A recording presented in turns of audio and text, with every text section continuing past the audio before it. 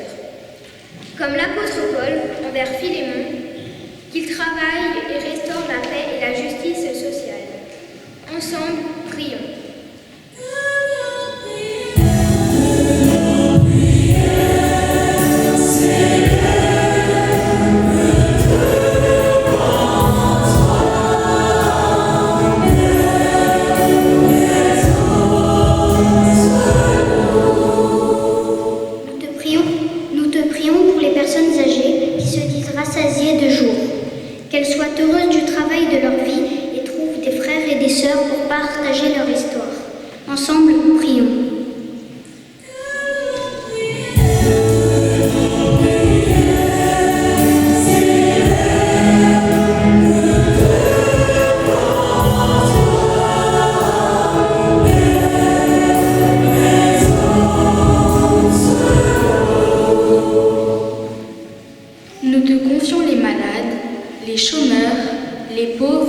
et tous ceux dont la croix est lourde à porter.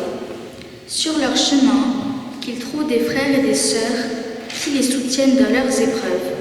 Ensemble, prions.